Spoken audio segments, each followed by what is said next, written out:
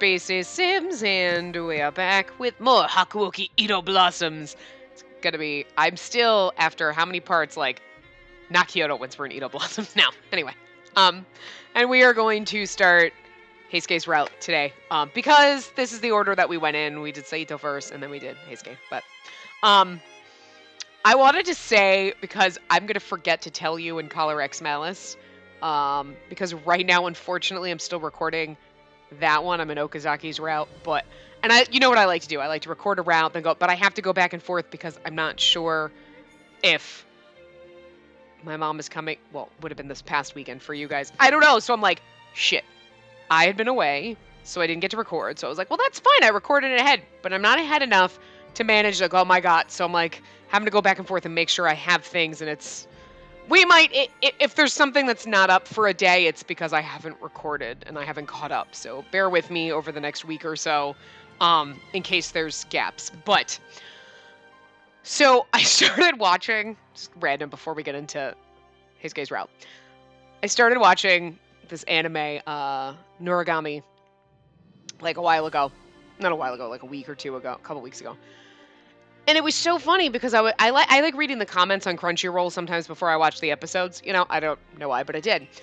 But somebody made a comment about one of the episodes and said something about, like, the voice actor's name for one of the characters. And I was like, wait, I'm pretty sure they spelled the name wrong. But I was like, but I think I know that name, right? So I go, obviously, because you know me and my voice actors and I like doing the circle thing. It's Finis. So, in that anime, Finis is the voice of one of the characters, who is Okazaki, and who is Soma in this, and obviously Finis in Code Realize. But, even better, I was looking at that, I'm like, oh my God, that's so great! I didn't even and I didn't know, right? Finis is the voice of Finny in fucking Black Butler. Fuck my life, I had no idea, because I'm always looking at the games. I'm not looking at the animes they're in, and I was like, oh my God!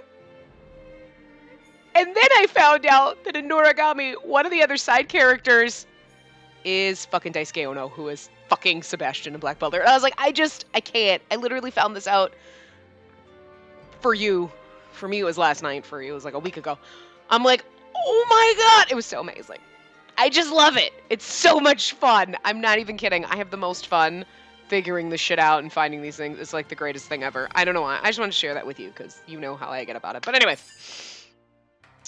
Are we not allowed to start his route? Do we have to do a new game? Because we can do his, but we gotta... Okay, so we gotta do a new game, I guess? Yeah, okay. I wasn't sure how it worked on this one. I thought we could just go to record of service. Okay, so this is how we go. All right, whatever, not a big deal. Yay! I love this game. Oh my God. Also, the achievement for this, for starting up his route, is Toto or not Toto. That's fucking hilarious. Oh. I don't know if the prologue is different for everybody. We'll just assume that it is. So, winter 1864. In order to find my father, with whom I'd lost contact, I, Spacey Yukimura, visited Kyoto. In that city, I bore witness to a horrifying secret hidden within a group called the Shinsengumi, the Fury, a creature with white hair and crimson eyes. Luckily, I was saved from the vicious clutches of the Furies by the members of the Shinsengumi. Because I had discovered the Shinsengumi secrets, it was proposed that I live with the Shinsengumi men since they were also searching for my father. I'd heard rumors, well, whispers really, that the Shinsengumi were little more than a bunch of crooked ronin, but my life with them proved otherwise. Their commitment to protect the safety of Kyoto made them the last of a dying breed. True samurai. It set them apart from those who only craved power. Amongst the men was Heisuke, who always seemed to have my back. Heisuke was the youngest captain, and he led the 8th Division. Since the two of us were closer in age than the other captains, we became quite close. However, in order to become a member of the Guardians of the Imperial Tomb, he had decided to leave the Shinsengumi, and that hurt us. This faction, the Guardians of the Imperial Tomb, was led by a man named Kashitaro Ito.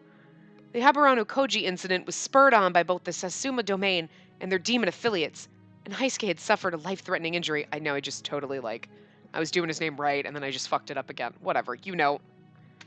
I was trying. I tried.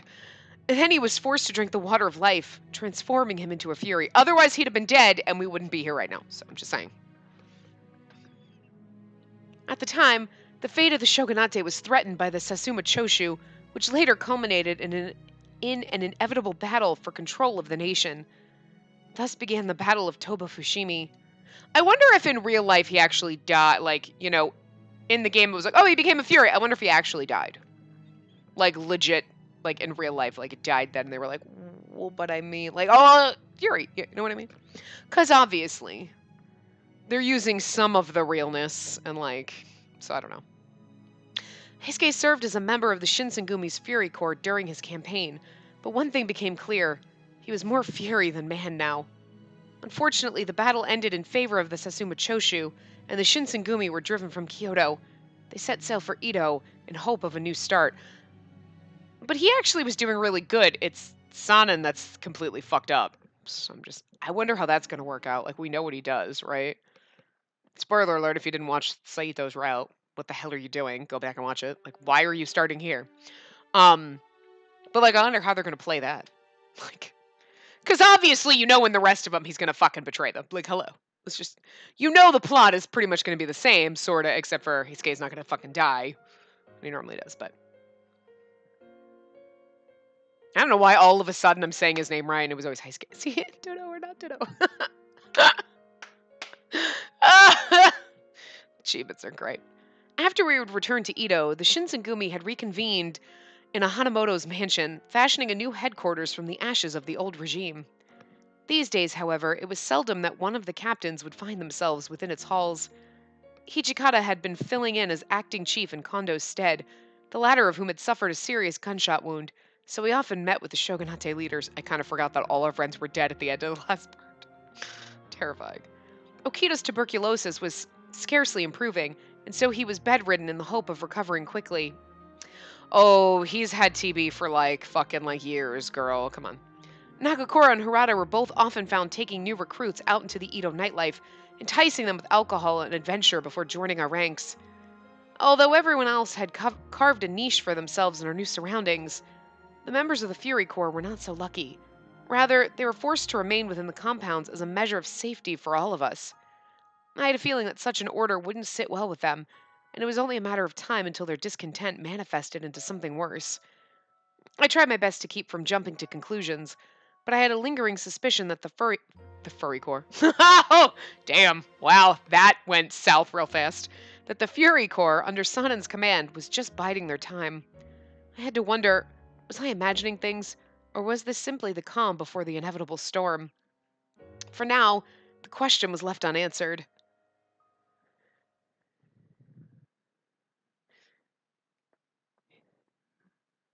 (1868) February.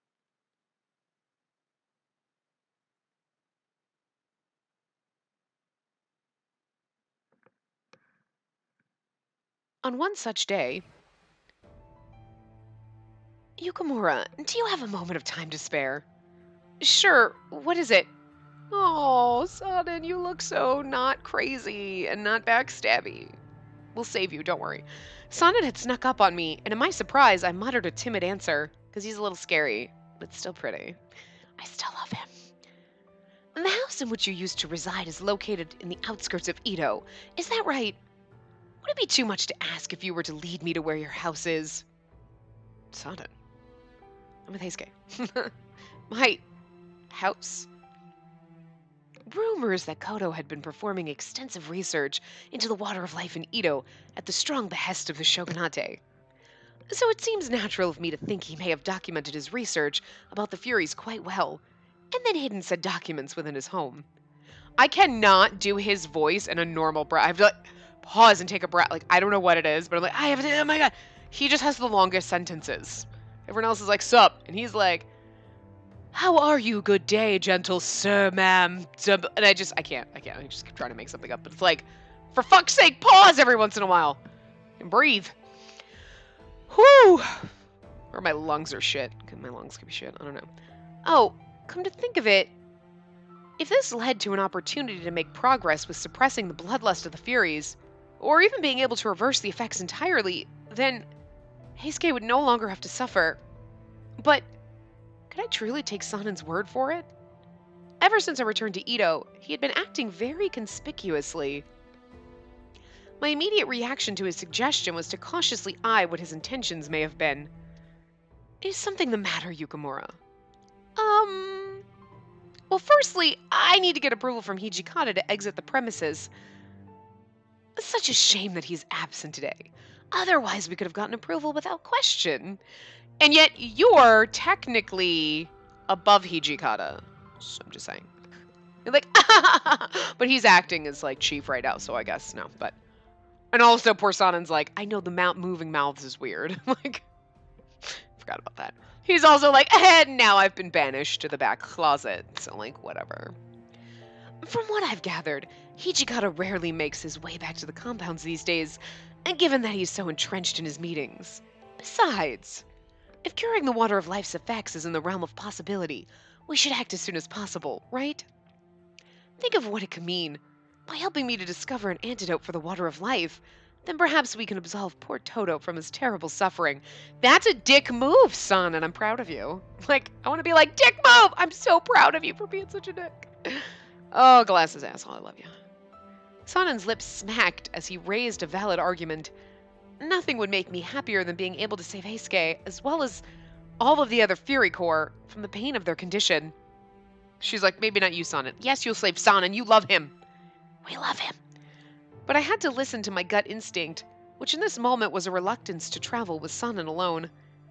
Tell me, does what I say trouble you? I hadn't guessed that there would be much room for discussion. Oh, well, well, for starters, the town's way different than 4 years ago. If I had to guess, I bet that she's worried about finding her way around the city. Oh, Heisuke, thank you. That voice! Ain't that right, Spacey? Heisuke, wait, when did you get here? I don't know, a little while ago, I think. Asana just sounded so giddy while you two were talking. I had to see what the commotion was. Heisuke took pleasure in ripping his comrade, then turned and spoke with a more serious tone. So anyway, is it cool for me to tag along with you guys, Sanen? You? Well, yeah. When I took a stroll through Ito just the other day, I made a stop by Koto's clinic. In fact, if you wanted to, I could show you the way. I believe Heisuke was referring to his most recent trip to gather more recruits. He must have dropped by my house and searched for any trace of father returning. Plus, he also did go to your house for you when he was in Ito, like, back in the Kyoto days, so he would know where your house is. What intrigued me was that his most recent trip hadn't taken place the other day, as he suggested, which led me to believe that he said it only to convince Sanen of letting him join our trip. Very well. I suppose if it's in the interest of guiding us safely, by all means show us the way. Right on! Leave it to me! Let's head over, Spacey. You should get ready. Okay, thank you, Heisuke. Heisuke possessed a charming kindness that made it impossible for me not to smile in return. After discreetly making our way out of the compounds, we eventually traveled to the outskirts of Ito, where my father's clinic still stood, albeit quite decrepitly. Ah, so this is Koto's famous clinic. Time hasn't done it any favors, has it? How strange it is that such a familiar place to me can become so different in the span of years. The front of the house, at one point well kept and teeming with life, became dilapidated. Weeds sprouted through cracked stones underneath piles of dead leaves. 'Cause like no one's taking care of it in 4 fucking years. You're lucky that you don't have squatters. I'm sorry. Oh, that was me. Sorry for having you come along to this, Heisuke. Not a problem. It's not like being here doesn't have anything to do with me, since we're looking for clues about the Furies. Besides... Heisuke's tone became hushed, and he made a subtle gesture in Sanen's direction with stern eyes. It seemed Heisuke shared my quiet... I know, I just keep switching back and forth like, Heisuke, Heisuke, Heisuke. I can't help it. I'm sorry. I'm just saying what pops into my head first. We were so good in the first one with just saying it wrong the whole time, and now I'm like, I'm saying it right, but then my mind goes back to saying it wrong. Just fucking deal with it. I don't know what's wrong with me. I have no idea why I started saying it right. All of a sudden, I'm like, wait. I don't know. Blah, blah, blah. It seemed Heisuke shared my quiet suspicions about Sanen's motives in this expedition. I'll try to say it right from now on, but... Or at least one way, not both ways. Scattered around the house were dusty tomes that referenced Western studies, sketches of human bodies, glass bottles, and other colorful, mysterious vials. Glass. Western studies. A book with studies, culture, and technologies brought over to Japan from the Dutch. Glass. The only substance capable of encasing chemicals that undergo extreme conditions as a result of Koto Yukamura's experiments. I'm sorry, I know I paused too long with reading it is because I was literally just like rolling my eyes like, glass! We have to explain what glass is, but it makes sense that they're telling us it's the only thing that can hold this shit. But like, yeah, but it's just funny that we had to have a thing in here about glass. It's funny. Father's study, in particular, contained tall stacks of documents and books, none seeming to follow any sense of organization. Cutting through the dust was a scent with which I used to be quite familiar, reminding me of my childhood when I would sneak into his study and receive a scolding. Oh, is he going to show up again? Man, where do we even begin looking? Last time I was here, I was just kind of peeking around casually. This time, we're actually looking for something specific. You peeked around the house? Well, what's the matter? Does that mean you went looking through my room too? Look at him. No, I didn't go inside or anything. I mean, back then I didn't even know where your room was. You sure about that? Yeah, sure as ever. Come on, even I wouldn't go inside of a girl's bedroom without permission. She's gonna invite you into bedroom. Have you been going in without permission this time? Because I'm just saying. What? Nothing. I hate to be rude, but we have little time to waste at the moment. Should you come across any documents pertaining to the Furies, please place them in this pile. I'll be sure to look through them. Sure thing! With that, the three of us tackled separate corners of the house in search of any clues we could use to learn more about the Water of Life or Furies. Amidst the frantic searching was the sound of pages flipping and rustling in these abandoned rooms. Strangely enough, I felt myself being taken back to the days when I'd lived with Father in this house. Flashback!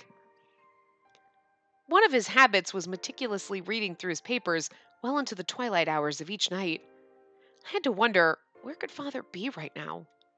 Father, just as the words escaped my lips. Something wrong, Spacey? Oh, hey, Skate. Sorry, it's nothing. Have you found anything? Unfortunately, not a thing. There's just so many books to look through. And I can't read. I don't know. How do we know? You don't know what kind of family he came from. We don't know anything about him. Seriously, I don't remember anything. Like, too many backstories and too many, but you know, it's like I can't actually read. One of them's bound to not know how to read. I mean, you know. Well, we already have Saito. He's like, oh, you're left-handed, you freak. Poor guy. Our poor precious baby. Who like kicks everyone's ass being left-handed. The left-handed freak. That's how they treated him. I'm not saying he's a freak. I just, you know, it's just funny. They're like, he's left-handed. It's appalling. Yeah, well, thank God he also didn't have red hair. Just saying. Looks like it. Say, where's Sanen? Over there. Heisuke's voice was a whimper as he signaled the direction Sanen had been in with his chin.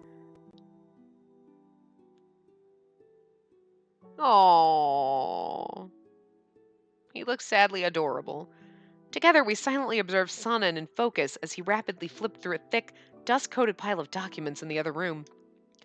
I wonder if Sanen's found anything useful yet. I have no clue. I mean, shit. Between you and me, we don't really have any idea what his real reasons are for coming here. His real reasons?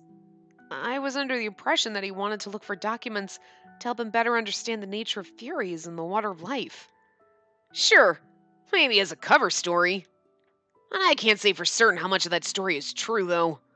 Sanen's not exactly the type of person who'd tell either of us what he's got up his sleeve, even if he and I are both Furies.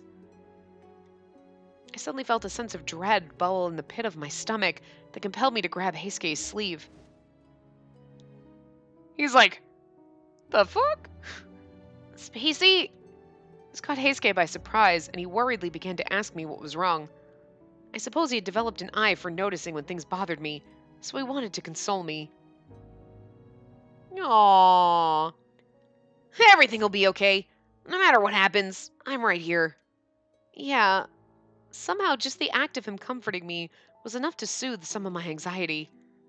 I wonder how he was able to do so. Whenever I found myself in a bind with Heisuke, he had a knack for calming me down. I can't help it. I keep switching back and forth. I'm so sorry. Was this feeling... I caught myself in contemplation when...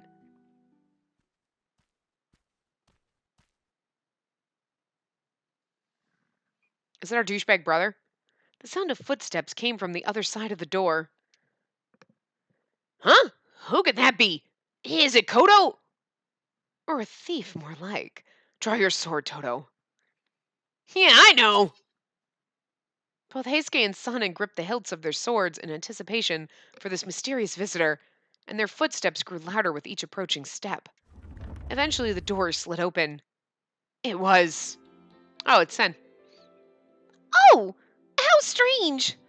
Eri was thinking that everyone would be here in attendance, or so Kiku led me to believe. Perhaps she had misspoke, or have I just missed them? That voice! It was Sen. Sen, what are you doing here? Ah, Spacey! So you were here all along. If I'm not mistaken, you're Toto, and Sanan, was it? Yeah. What? I read that backwards. Yeah, thanks for helping me out that one time. If I am not mistaken, then you are the one who claims to be a demon princess. What is the meaning of your visit here? Well, as luck may have it, I had something to discuss with you all, but before getting into any of that... Spacey, what happened since we last met? Kazama was being quite the nuisance, wasn't he? Oh, yes. For now, at least. He hasn't bothered me since our arrival in Edo. Is that so? Good. I am happy to hear it. Perhaps he has more sense in him than I had anticipated. So, what brings you here? Oh, that's right. Well, I had Kiku look into something for me. Kimikiku. Kimikiku, a demon who serves Princess Sen as her personal bodyguard and spy. She works as a geiki in Shimabara to ascertain information from her clients. Geiki. Specifically, I instructed her to gather all of the information concerning the Furies and that vile substance, the Water of Life, and bring it to me. The moment Sen brought up the serum, it seemed all of us became clenched tensely in the room. Of all the things in the world, how very topical. So out with it then. What has your little bird told you? The Water of Life had originally been conceived as a method of recreating demon-like beings in this country. Allegedly, it contains traces of demon blood that hail all the way from a western country known as France. France! I don't believe France exists. Wait, are you saying that there are demon clans in other countries too? Well, not exactly. Like our demon clans here, they possess extraordinary healing abilities and superhuman strength, but that's where the similarities end. We demons have no aversion to sunlight, nor are we burdened by the sickening taste of human blood. The demons in the West, however, feed on blood uncontrollably, and only through its consumption do their ranks grow. So they're fucking vampires. Your demons, they're vampires. Interesting. So you're telling me that the reason why we all have these restrictions as Furies isn't because the Water of Life was poorly concocted, but rather it's all because it was made with demon blood from out west, where they all deal with this crap? Precisely. When Sen had first told me of demons, my reaction was not unlike how Heisuke was in this moment. But what she had just described to us seemed like something else entirely. A fairy tale written and told in the interest of scaring young children by Bram Stoker. Yes. I saw them, though. The Furies. How many of them transformed right before me? how their eyes became red once the thirst for blood began to consume every fiber of their being. I see. How interesting. So if what you claim is correct, if a human were to drink the blood of a Fury, then theoretically they too would become a Fury. In a sense, it grants them an edge, a method of growth far superior to what your kind are capable of. Don't be a fool! What you're suggesting is forcing others to sacrifice their humanity and alter their entire state, making them into some sick, demon-like substitute. How do you expect them to retain their sense of self, their heart, after such a thing? Furthermore, expecting their bodies to handle such a significant change is lunacy. It can only spell disaster and Sen, we're just like, giving her the, like, cut it out. You are referring to the bloodlust, are you not? You need not explain it to me. I am acutely aware. No, that's not all. As all of you are aware, those who've gained Fury powers have been bestowed with the attributes of regeneration and strength all demons are blessed with. But it does nothing to change the fact that their bodies are human. What are you getting at? I grow impatient hearing you repeat what's common knowledge to all of us. Unlike demon bodies, the human body is fragile, and thus there's a limit to how much one can exert itself. One can exert itself. In order to compensate for this, the human body borrows from its remaining lifespan in order to use these powers, Which we learned. Each time you activate the powers of the Fury, or perhaps even use it to heal simple flesh wounds, you're merely borrowing time from your future self. What? I was slack-jawed. I found myself perplexed and trying to sift through the meaning of what Sen had said. Borrowing from your future self? Wait, that means... Suddenly it all clicked. If what Sen said was true, then borrowing time from their future selves meant... What does that mean for Heisuke and Sanin? Sen's shoulders shook as she was startled by my outburst. At first she gasped, hesitant to answer. She didn't know that they were... Eventually... Well, not to raise any alarms, but supposedly all of the subjects experimented upon by the Shogunate have, without exception, turned to ash once their body fails. As Sen's revelation came to light, I was left speechless. But you know what's interesting? All of this came out in Saito's route, which obviously it's going to come out in all of them. You know what I mean? But it's funny. We went through all of his route, and it slowly kind of worked its way out, and then we found this, and now it's like prologue. Let's get all this shit out of the way. So it's almost like Saito's route is like the best one to do first, because I feel like it took longer to find that out, and you were like, oh. And like, now you're like, let's get this shit out of the way so we can get on with other stuff. But like... It's weird. It's interesting. I don't know. No matter how many times I replayed the words in my mind, I struggled to grasp what they had meant. Turn to ash? Who could she have been referring to? Heisuke and Sanin? No. An icy shiver ran down the length of my spine. And Sanin's like, oh, you're worried about me. Not necessarily you, but yes. I mean, I am. She's not. Like, I'm extremely worried about you, son, and you're going to betray us, and I can't. Maybe that's why, though. You know what I mean? Like, he knows, but like, okay, so we didn't know if he knew in Saito's route, but like, maybe he betrays them in order to, not like be cured, but like, or maybe you know what I mean? Like, maybe he thinks there's a cure. Maybe he thinks Kodo can like fix him or whatever, so he's not gonna die, and like, he's like, fuck my friends, man. Like, I mean, who knows? He's also gone goddamn insane, so that could be that too. I'm trying to find justification for what he did instead of, my God, you're an evil dick. I'm sure it's because he went insane, but still. Anyway. What the hell? So you mean San and I are gonna die soon? Not just a normal death. Did I get that right? We're gonna turn to ash like we're nothing? Believe me, I'm aware this is difficult to accept, but I pray you heed my warning. If you bear any desire in the slightest to extend your life, refrain from using your Fury powers altogether.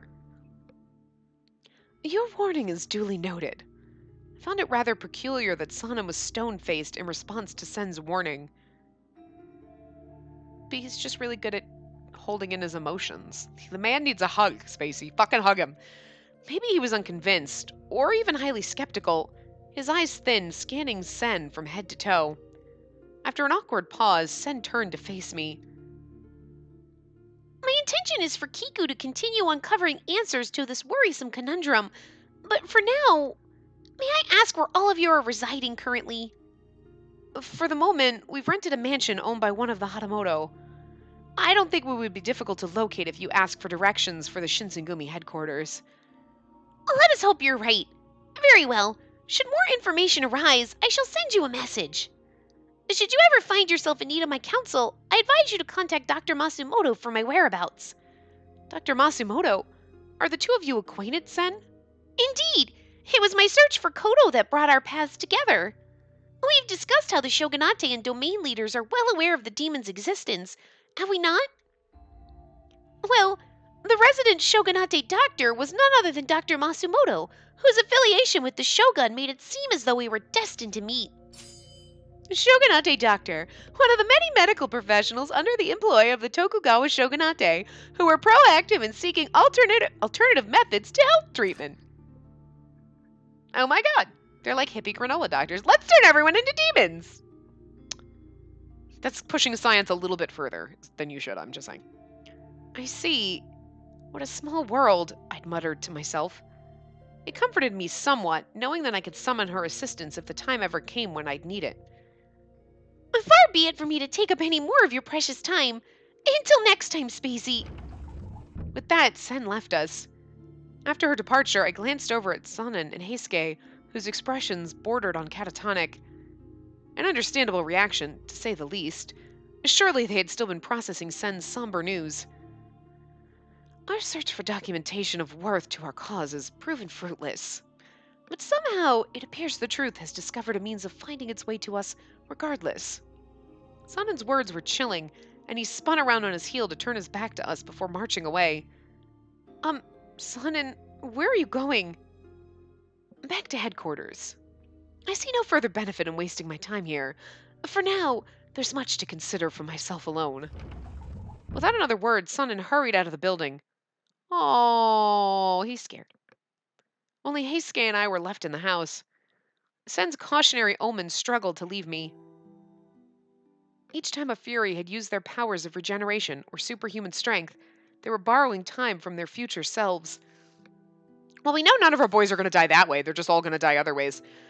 For each usage came at the cost of another day, another week, or perhaps months of their lives. In the back of my mind, I only hoped that Heisuke hadn't taken the words too harshly.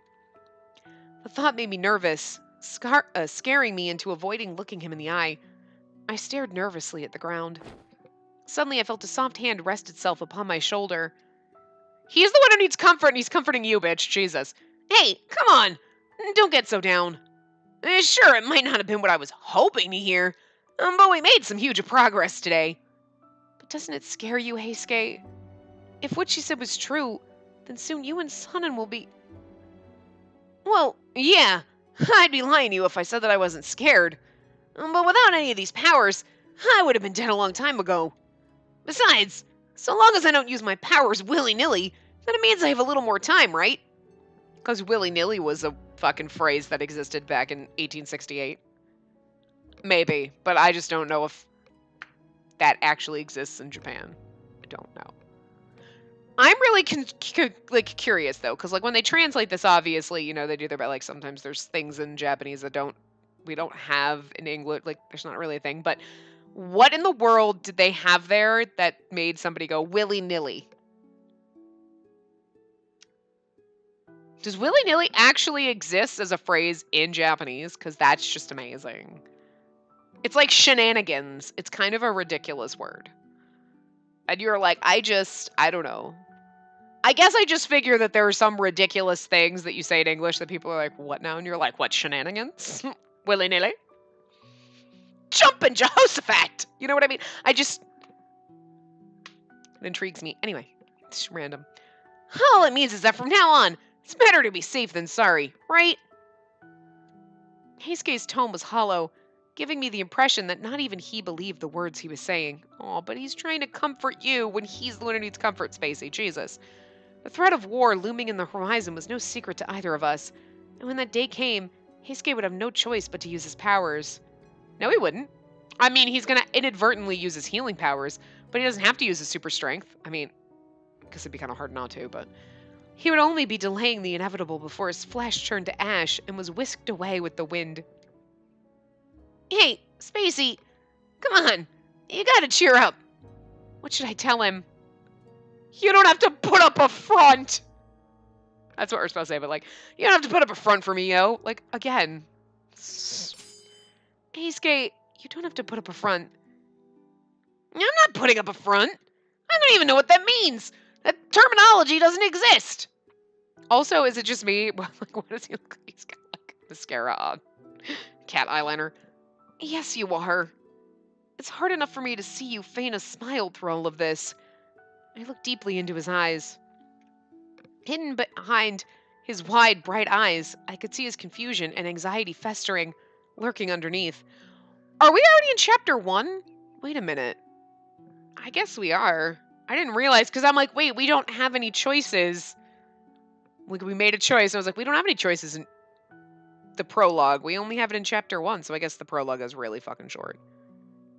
Oh, yeah, okay, so when it came up and it said February of 1868, that was chapter 1.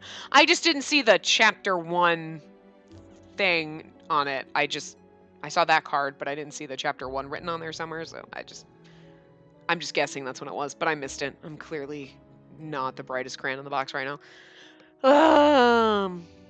Hidden behind his wide, bright eyes, I could see his confusion and anxiety festering, lurking underneath. There was no way he wouldn't have been afraid. Death was frightening enough, but having your death be premeditated was another prospect entirely. Actually, all of our... Premeditated. But all of our deaths are that way, because we're all going to die, so... You just don't know when, that's the difference, and they just know it's gonna be sooner rather than later, probably. That's scarier. I know there isn't much I can do for you, but all I ask is that you be honest with me. If you're ever having a hard time, please let me know. The last thing I want is for you to feel like you have to act tough for my sake. So please, Spacey... Heisuke tepidly dug his teeth into his lip, offering a half-hearted smile once more. But then... Oh... We already... That's true, we didn't get to pick... Oh, I mean, I guess you don't when you're starting the round. Like, we didn't pick high romance or anything. I guess you don't. Thanks! Really, it means a lot to hear that coming from you. But I don't know if I can fulfill what you've asked of me. I mean, look at me. I'm brash as hell. I'm a show-off. If I gotta act tough in front of the woman I love... all I meant was that, well, I have a habit of wanting to show off in front of you. Oh. I mean, I don't remember him like, no one ever said anything. He held our hand, and more romance came out of this path than, like, fucking Saito's. I mean, Saito looked at us, and it was like, oh my god, sex! Like, seriously. But he was like, you're mine! Like, he basically called us his, so, like, we already knew where this... I mean, and obviously we know where this is going, but that's adorable. Heisuke, even when confronted with the sobering reality that he could die at any moment, he still forced a smile. But this smile resonated a little differently to the one he had shared with me only moments earlier. Perhaps he had accepted it with far more humility and goodwill than I was willing to give him credit for. You know, I just wish you'd let your guard down in front of me, but you aren't going to do so, are you? You got that right. Oh, and another thing. You said there isn't much you could do for me, but that's a lie. You have no idea just how much you being here means to me. Seriously, thank you so much. Watching Heisuke express such animated praise for me made my heart sink a little heavier in my chest. The precarious circumstances he'd found himself in mattered little in comparison to how he may have interpreted my feelings were about the situation. That is the longest motherfucking sentence ever. A brisk, chilly wind befitting the end of the wintry season blew nimbly outside of my old home. Hey, aren't you cold? Yeah, but I'm fine. It seems like the winter will be coming to an end soon. It's almost spring. Spring, huh? Kinda makes you think about how time flies. Any idea what we were doing this time last year? I think... Oh, I remember now. Must have been around the time when the cherry blossoms started blooming. When I left to join Ito, huh? I think you left before... Oh, no, well, maybe it was only a year ago. God, that's like... We were together for 3 years and you left me, you bastard. Kashitaro Ito, the former military advisor and deputy commander of the Shinsengumi, as well as the older brother of Saburo Miki, he established the Guardians of the Imperial Tomb and was assassinated by the Shinsengumi during the Aburano Koji incident. I love reading it in tour guide Spacey voice when you're like, he was assassinated! She's something so, like, adorably wrong about it. I just love it. Assassinated! It's only been a year since then. Heisuke's eyes thinned, and he let his gaze wander up towards the overcast sky. The memory of Heisuke's departure was one that I wasn't exactly eager to revisit. It shattered me to think that our farewell might have been the last time either of us would see or speak to one another ever again. And this time we don't have the cherry blossom petal that we saved like we did with Saito. It's so romantic. And that wasn't all. Heisuke nearly died during the Aburano Koji incident, and it took the water of life to resurrect him as a fury. Aburano Koji incident, an internal dispute amongst the Shinsengumi that resulted in the deaths of Ito and several of his men. Would Heisuke live long enough to welcome another spring beside me? As I became aware of the morbid thoughts swirling tirelessly in my head, I shook my hands to distract myself. Okay, I'm just saying, if you're like, Heisuke, I'm worried that you're gonna die in a year, so I think we should just, like, start having sex now. Tell the man you love him, and just have at it. Because he might not have long left, and you don't want to be like, oh, you know, I was just holding out. I was just holding out on him, you know, for proprietary reasons. Not, bitch, just fuck it. Just, literally, just, I'm just saying. Hey, what's up with you? Huh? What do you mean? Just at least tell him you fucking love him. You're frowning. Oh, well, nothing. It's just nothing. I'm just a little distracted is all. After everything that happened today, I'm still a little scatterbrained. That's nothing for you to get all worked up about. Oh, that's nothing for you to get all worked up about, though. You're always scatterbrained. Your fucking name is Spacey. Hey, stop spacing out. What do you think my name is? There's a reason. I mean, it's not your fault we all had to become Furies, you know? Heisuke might have seen it that way, but I blame myself for everything. It was my father that exposed this evil, the water of life, to the Shinsengumi all those years ago. Yeah, but you don't have control over your father. So it wasn't as if it didn't concern me entirely. Well, it'll be sundown soon, so we should probably make our way back to the compounds. It was dark when you got here, is all I'm saying. Yeah, you're right. I took a last long look outside the window. Oh. I took a last long look outside as the wind grazed my cheeks, and I prepared for the long trek back. Okay, ready to leave? Are you sure you didn't leave anything behind here? Heisuke? Oh, well, I got to thinking. So, like Princess Sen said earlier, Furies turn to ash once they've spent all their life force up, right? Yes, I believe so. Well, oh god. Sonen's been a Fury for what? 3 years now? But he doesn't look like he's changed a bit. Doesn't that ring any bells for you? Now that you mention it, Sonnen had used ample opportunities to use his Fury powers in battle throughout these last few years, even going so far as to cross blades with Kazama. And yet his body seems to have suffered none of the effects described by Sen, nor does he seem fatigued or affected by his bloodlust. That's because he's sneaking out, sucking, and eating people, is all I'm saying. But do you think that what Sen said was wrong? Or you just have I mean, she said you use up your life energy, but here's the thing. They're in their 20s, right? Because Hijikata was like pushing 30 and he was like the oldest, right? So let's just say they're somewhere in between 20 and 30, right? Does not mean I use my Fury power. Oh god, I took 20 years off my life. It could take a year off your life every time you use them. It could just take days. It could, like she said, weeks.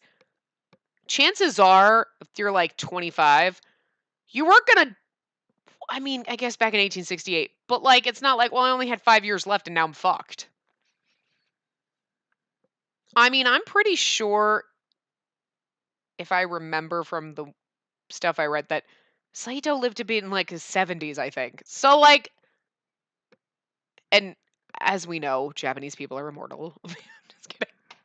But you know what I mean? They live longer than the rest of us, okay? It's not like they're American and they're fucking eating like McDonald's every fucking day and they're gonna have a heart attack at 25 and they're gonna be like, wow, I'm surprised they made it that far. Is all I'm saying, right? They could be like pushing, like, what if you live to be like, what if like 870 was the normal lifespan? You're like, not even, like, you know what I mean? Like, you're not, you still have probably a good 5, 6, you probably could live as a Fury for 5, 6 years. I mean, he's been living as a Fury for 3 years. Maybe he's only got a couple years left. But I'm just saying, chances are he's not going to die tomorrow. It's just, I know it's a possibility, but like, unless I use my Fury power and now it took 20 years off my life, well, then you're fucked. But I mean, I guess no one really knows, but it depends on you. Like, if you have just a weak constitution and you're using your fairy powers, your body's going to burn through faster. If you're super strong to begin with, maybe it's takes longer to burn through your life energy. Is all I'm saying. Right? It's going to be different for people, but it doesn't mean like, oh shit, I used my fairy powers and I'm dead. Anyway, do you think that what Sen said was wrong? Well, honestly, I couldn't tell you. I tell you the truth. To tell you the truth, bloodlust is coming on now. You know what he said. To tell you the truth, bloodlust is about to happen, is all I'm guessing. Heisuke cut himself short, and suddenly he was bent over, groaning in agony. Heisuke, what's wrong? From his forehead dripped thick beads of sweat, and Heisuke clasped his hands tightly around his throat. Hang on, I've seen this before. It must be. No, don't use. And then he turns to Ash, and you're like, fuck. Speak of the devil, huh? I had one choice. I had one choice. No, you have 3 choices. Give him blood. Obviously, we know. Instantly. Without a second to think, I unsheathed my kodachi and slid the cold, sharp blade across my wrist. Ooh. I watched a hot stream of blood ooze slowly from this freshly split wound. I like the our cutting our ear and like, so you're like, I think the wound closed, Saito, and he's like, I was just tonguing your earlobe, and you're like, wow. Wow. Sorry. Heisuke, drink my blood. I fought back the urge to focus on how much it stung, and I hastily offered my forearm to Heisuke. Hastily offered it. Whoa, that's kind of disturbing. By this time, Heisuke had dropped to his knees, and he ravenously grabbed a hold of the bloody arm. I felt a chilling sensation as his tongue made contact, followed by the warm pressure of his eager sucking. Sorry, am I hurting you? No, I'm okay. I'm extremely turned on, is what she wants to say. Just please, drink as much as you need, until you feel better, Heisuke. Spacey! Suddenly, Heisuke's tongue started to lap along the length of where I'd made the incision. The wound was tender, and with each moist touch... Moist? It really is when you read that where you're like, there's something about it. With each moist touch of Heisuke's tongue.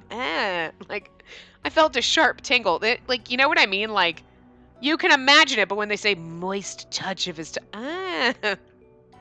What is it with that word? Like, if people just say it like moist, you're like, it's a little disturbing. But when you're reading it in this context, it's like,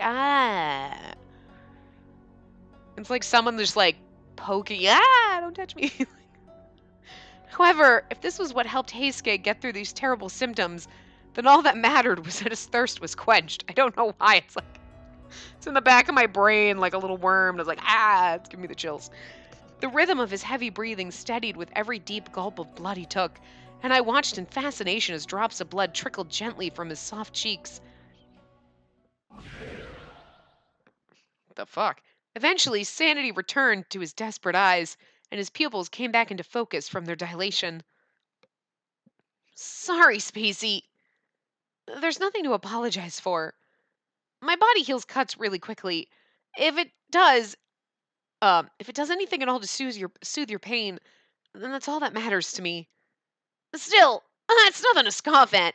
Even if you have the power to heal quickly, that's still pain you're feeling. Yes, but oddly also sexual from you, like licking my arm. This girl's a little strange. I'm just saying, you're dating like a sort of kind of demon vampire thing. Heisuke looked disturbed by my attempt at reassuring him, but even so, I knew this to be one of the few things I could do for Heisuke in these trying times. But in the back of my head, I knew that telling this to him would only do him more harm.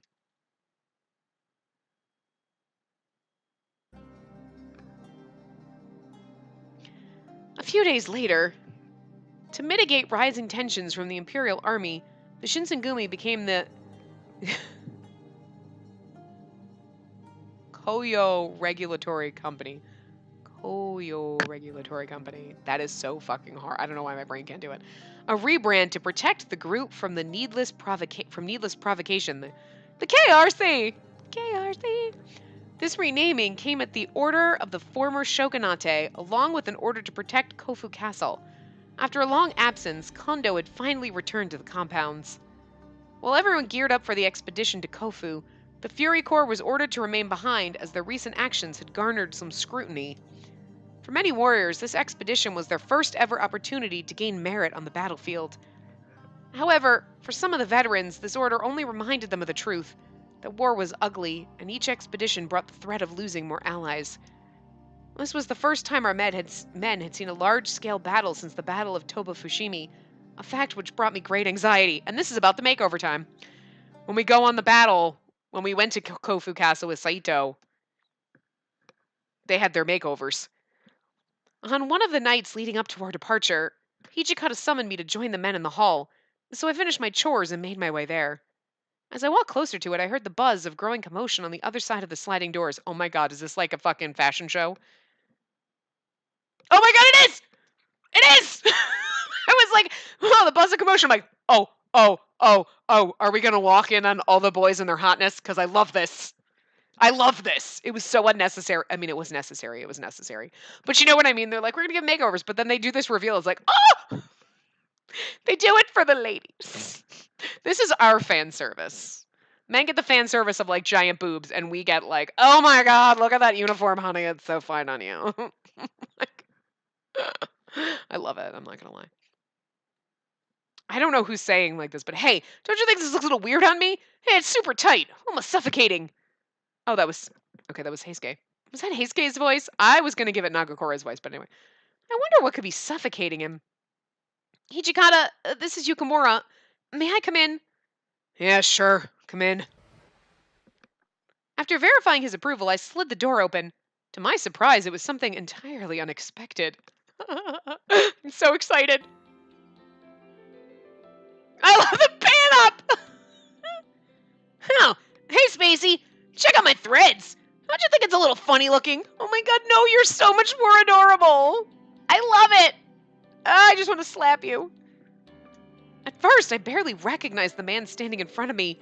I gasped, dumbfounded by the sight. Although it does make him look a little bit younger, because he's got the Peter Pan fucking pirate boy complex now, but still, he's adorable. I love it. Hey, Spacey, you listening? I mean, his voice was Heisuke's, and his height was Heisuke's, but was this really Heisuke? Oh, man, look at her! She's totally in shock, because you fine! I love it! I just want to, like, ruffle his hair. It's already ruffled, but don't you just want to ruffle it? I love it. See? I told you it's funny-looking, Hijikata! She's like, I did not say it was funny-looking. I know, I'm sorry. I know we've seen it in Saito's route. We've seen all of them, but I can't help it. This is like my favorite part in this whole game, and it's going to be every single time we go through this. When we see them in their new threads, it's going to be like, oh, girl. They're so fine. I love it. Oh, I'm going to die. Anyway, shut your mouth, you little brat. If you spend more time with it and less time running that whiny mouth of yours, you'll get used to it. Shut your mouth, you little brat. Oh, Hijikata. You're so nasty. I love you. Look, let's get things straight. Why the hell are you trying to get us into Western clothes all of a sudden? Back in Kyoto, you were the biggest hard-ass in the world when it came to foreigners and their stuff. Well, if we want our men to start using rifles, might as well give them a uniform to make shooting easier. The hell? I don't use a rifle, so wouldn't it have been cool just to keep on wearing what I had? No, because you look so adorable. You made me cut my top knot. For what? Nothing. Look at her reaction. She thinks I look stupid. Heisuke glanced over at me indignantly, raising his voice at the visibly irritated Hijikata. I do not think you look stupid. Huh? Me? Oh, wait, no. I wasn't reacting that way because of what you're wearing. You sure? Ever since you got here, you've frozen up and haven't said a thing. That's because you all are fine as fuck and I can't handle it. Well, I mean... Heisuke's new hairstyle flattered his features in a manner I was unused to seeing. It was so short. So, dare I say, charming. Huh? You say something! As I mistakenly blurted out my train of thought, Mai and Heisuke's eyes met, and instantly my cheeks started burning up. Nothing? You look very handsome. It felt like a lump formed in my throat, reducing whatever I wanted to say to incoherent babble. I love it! I averted his gaze. I averted my gaze, knowing my cheeks were rosy. Yeah? Well, if you say so. Maybe I could give this outfit a shot. You're so adorable. I love it. Hijikata's so angry but fucking fine. Look at that outfit on him. He's beautiful. I love it. Oh my god, I can't handle it. I'm never going to get over it. Look, it's going to be such a headache. You spend the rest of your day checking yourself out. For now, I have something to discuss with you two. Oh yeah, I was wondering what the big deal was. So what's up? Gonna be honest, it's about our upcoming campaign in Kofu. It's starting to look like a lost cause. A lost cause? Wait, don't you think it's a little early to call? Especially considering you have yet to fight. Yeah, doesn't matter what the odds are. Victory's never assured. So I bet what he means is that we should prepare for the worst, just in case things don't go to plan. Precisely, Heisuke. As of now, if we can fortify the castle before the Imperials arrive, then we stand a pretty good chance. But anything goes out on a battlefield. Don't want to let anything come and bite us in the ass out there. Suddenly, the grim events of Toba Fushimi came flooding back to me, making the hairs on my arms stand. At the end of the battle, even with almost triple the manpower that was brought by the Sacho, the Shogunate army was humiliated and forced to retreat. Sacho, a shorthand slang term referring to the Sasuman Choshu as a combined force. Sacho. Oops. Shogunate army. 1. A highly organized military led by the supreme ruler, the Tokugawa shogun. Any troops serving under the banner of the shogun fall within its ranks. A fact I'd imagined that had not left Hijikata easily. Well, maybe if victory isn't assured, then it would be better for us not to fight in this battle. Doesn't work that way, kid. If we want to raise our stature, we gotta start winning battles. Big ones. You're just gonna end up dead! Okay. At the rate the Shogunate is going, they're a sinking ship whether or not they put up a fight. And he's like, so why don't we just defect to the other side, is all I'm saying. Huh, you make a lot of sense. So, if we're gonna go down with this sinking ship, you bet your ass I'll be looking out for my men, leaving the casualties at a minimum. So for you two, I want you to start the preparations for a contingency plan. That means contacting Dr. Masumoto and gathering all the guns and ammunition you can get your hands on. Can I trust the two of you to get that done? Yeah, sure thing. Man, Hijikata, always gotta be 2 steps ahead, don't ya? Heisuke raised an excellent point. Ever since our defeat at Toba Fushimi, Hijikata had gained a wiser head, a greater sense of cunning. He never seemed too optimistic, nor too cynical. It seemed the bitter memory of Toba Fushimi was enough to keep him on his toes, and it was reflected in his leadership. However, there was something I'd wondered. After a pause, I told Hijikata what was on my mind. Hijikata, do you need me to join the march to Kofu with all of you guys? You'd better stay. Like I said, I'm hesitant to call it a sure bet, but the situation's not looking too great. And again, who's to say this place will be any safer for you, too? Hey, what are you trying to say? You think we aren't strong enough to protect her? That it? That's messed up. But then here's the thing we asked. Shouldn't I go with you? That sounds like we're doubting Heisuke. Bitch, no. Your man will protect you. Maybe. I'm just assuming he will. Hey, watch it. I'm not slating you or your abilities. You're plenty fine. Look, even Hijikata thinks your outfit looks great. He just called you fine. Wait, stay away from my man. Wait, was this like a throuple? Are we like a threesome now? I'm okay with this. It's just, well, lately there's been a string of murders going around Edo. Murders? Oh yeah, I heard something about that too. It's fucking Sonnen! People are being murdered and their blood is being sucked out. Oh, it's like they didn't figure that out. Supposedly civilians, and not just one group, but men, women, and children. All of them have been found murdered in the streets lately, right? Oh my god, son, and you're murdering children? That's fucking messed up. Yep. Took a gander out there at one of the crime scenes and... Sheesh. It's pretty fucked up. Let's just say there wasn't much left of the victim. Whoever did it really hacked them to pieces. Oh my god, Sonnen, what the fuck? Doesn't that alarm you? Didn't we get wind of similar reports back in Kyoto? Wait! Are you talking about Sonnen? It's like they just clued in. I've got no proof. Back during our stint in Kyoto, Sonnen, who led the Fury Corps, became notorious for slaughtering outlaw Ronin under the facade of pursuing justice during his nighttime patrols. Even slaughtering seems like a tame description, given that the victims were maimed and dismembered beyond recognition. A truly gruesome sight, and then Sonnen walks in, hi! Oh, I'm so prim and proper. And it's so funny because he is like, I watched the prequel anime. I know it's season 3, but I didn't want to watch the anime season that went along with this yet. So I was like, I'm going to watch the prequel one. It's my favorite because derpy-eyed McSaucerface isn't there and it's really just about them and it's adorable and I love it. And Sonnen is the sweetest fucking thing. He's so nice and adorable and you're like, what happens to you? Oh, it hurts my soul. It hurts my soul. They did him dirty. It really did. But this time, the victims aren't just Ronin outlaws, but civilians in Edo, right? I don't think Sonnen would go that far. You just don't want to believe it. I already told you. I've got no proof. All I want is for us to be prepared. And you sure as hell better keep your mouth shut about what we talked about right now. Well, of course. Heisuke, while we're gone, make sure you keep an eye on Sonnen for me. Don't let him out of your sight.